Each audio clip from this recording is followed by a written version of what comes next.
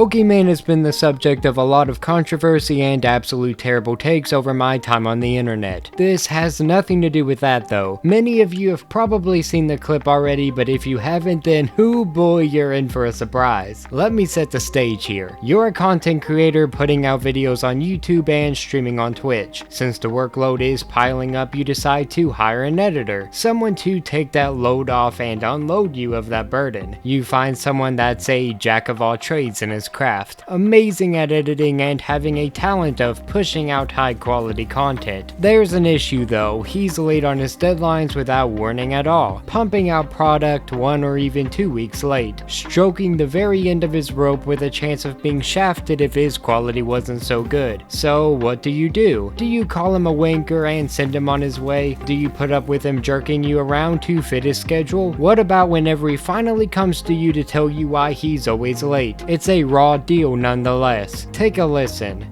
Okay, but it's gonna be a secret between us. Okay. Because I thought of it, because when I was reading this and the message was actually nice, I was like, why do I feel bad? Like, I actually want to forgive this person. And I think that's a me problem. So here's my story. Many years ago, when I was like super omega active on YouTube and I was working with a lot of different editors, there was one editor in particular that I would work with a lot because his edits were really good, but he had one major problem, which was that sometimes out of nowhere his videos would just be like a week or 2 late. And when you're trying to upload consistently and when that's really important for the algorithm, it's kind of a problem. But his edits were f***ing heat. So I was just like, I don't know. I was like trying to make it work with him, and I would ask him like, is there anything that I can help with? Anything that I can do to kind of like make it easier to be on time? And like, you're welcome to tell me if you're gonna be a bit slower with the upload so that maybe we can work around it, blah, blah, blah, blah. Months go by and he messages me out of the blue and he says, hey, do you have time to talk? I'm ready to finally tell you why I've been struggling so much with deadlines. And I said, oh, like, great. Hopefully this is something that we can fix. Tell me why he proceeds to tell me that the reason why he would sometimes turn around videos a week or 2 late is because he couldn't stop touching himself. I was trying to pick which word to use.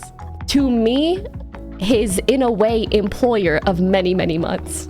When I tell you I've never halted a conversation so fast, because I'm like, you are the person that I send like hours of footage to. I don't want to know what you're jacking it to. I don't want to know more. I shouldn't even know how much I know right now.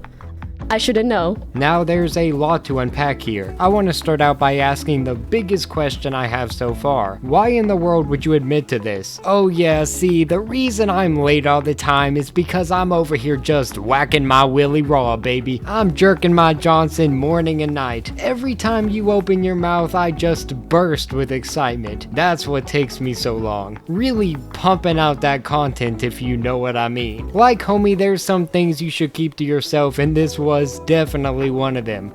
What's more than that is you shouldn't do that to begin with. This is your boss, the person who holds your livelihood in their hands, and the platform to ruin your editing career. Now I know Pokimane isn't that easy to respect all the time, don't get me wrong, but maybe have some self-respect at the very least. He had to have believed that he had some semblance of a shot with her, that she would hear this and be like, oh man, you get off to me playing video games, you must be my soulmate. Which, I mean, anything is possible, but I'm pretty sure most people would just see this guy as a creep instead, right? Like in most situations, there were 2 ways that this could have went. The improbable one where he and his boss just leapfrog over HR to raw dog in the bedroom, or the more probable one where he gets fired on the spot and maybe even gets a sexual harassment claim against him. Here though, neither of those situations actually occur, and instead, well, I'll let you hear it from the main dame herself. But I felt so bad, and I have firsthand experience kind of seeing how much where's that sentence going? I have firsthand experience seeing other people struggle with addiction. So firsthand, shut up. I mean, like, I've seen people that I've even lived with struggle with addiction. So when he's like, you know, like, this is like an addiction of mine, I genuinely felt really, really bad. So I still paid him for months. Just because I didn't want to be the reason that he like didn't have enough money. I don't know, you know? Was it extremely inappropriate of him to tell me? Yeah. I also didn't tell anyone for years, and then years later I told my manager, and she's she looks at me like this. I was like, yeah, I was too shy to tell anyone. Yeah, it was a little kooky beans. It was a little kooky beans. But like, there is no guidebook on what to do in a situation like that. You know what I mean? Fire him? Am I even allowed to fire someone because they're because they're jacking off too much? I don't know. I was like, is that prejudicial? Is that prejudicial? Okay, so this is actually kinda wild to me.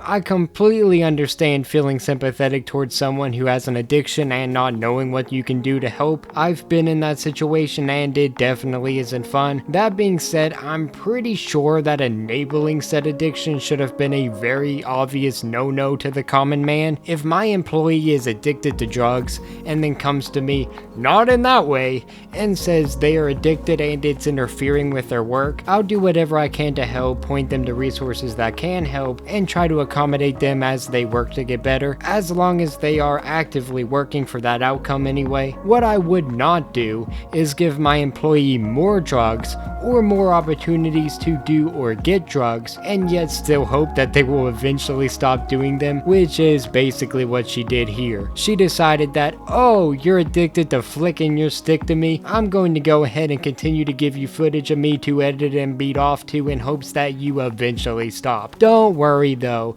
I feel really bad about your addiction too, so I'm going to make sure to fuel it to the best of my ability. Can someone explain the logical reasoning behind this, please? Like, I completely understand not wanting to shame or alienate someone due to their addiction, but when they tell you they are addicted to clobbering their chicken whenever they see you, maybe shame is something that they need to experience. Tell the homie that that's wrong to do, that it's disgusting and that he needs help. Then you can offer that help, send him programs and things that can support him in breaking his addiction, and if you want to let him keep his job, there's a way you can do that too. Make him edit while on camera. Wait till after he's broken his addiction and then hire him back. Make him show proof of his progress in some way. Literally anything besides continuing to enable the problem he has. I do realize that women don't always know they're being sexually harassed, however, some actions have seemed to become normalized, and whenever you're put in an uncomfortable situation, it's not easy to decipher whether what's happening is actually sexual harassment. That, as well as the ones that falsely claim sexual harassment, has made being in these scenarios something that's not as easy to handle as I, as an outsider, make it out to be. I have the gift of hindsight here, and that isn't lost on me in the slightest. However, I don't like how she's portraying this story. She's talking about it like it's some cute little harmless story that will make her look good, exaggerating her words, giggling like a schoolgirl. It feels very performative. This isn't something that should be laughed about, it's a problem that your editor has that you claim to have been sympathetic towards, and yet your actions and words are not lining up. Like, girl, you smiling and laughing and having a jolly old time does downplay the severity of what you experienced and how devastating of an effect that experience could have on someone else, how that could harm a person's trust in other people, the way that they perceive themselves, the joy that they have when doing their content creation, create biases in regards to editors, the list goes on. This is definitely not a hee-hee funny moment to the person that would normally experience it, and it's strange to me how she's so disconnected that she treated it like it is. As an outsider, learning about this was pretty funny though, just because of how outlandish the situation actually seems. I guess the scariest part about this is that it actually may be far more common than we know, that a lot of men might just shine their sword to female creators they see online as they do something as normal as play a video game. This could really turn into a discussion about how an over-sexualized culture and the normalization of pornography can alter a person's perspective on how they see other people, but I'll save that for another video. This is just a wild situation that I never thought I'd hear, but if he was good enough to edit for her, it wouldn't surprise me if other creators have worked with him and have horror stories themselves. Also, with this story getting out, I'm hoping it causes other creators that are dealing with creepy or uncomfortable people that they are formerly or currently working with to come forward and speak about their experience as well. It could be a big shift that changes the creator space for the better, especially if these people get called out by name, since they are willing to do and admit to stuff like this. There may be other links they would go to as well, but that's just a theory, a game theory. What do you guys think about this situation? Was I too hard on dear old Poki? Did she make the right decision, and was her heart in the right place? Would you hire this editor or want them to be someone you could hire in the future? And does rubbing it raw to your boss gross you out as well? Let me know in the comments below. Don't forget to subscribe, and I'll see you next time. Have a great day. Thank you.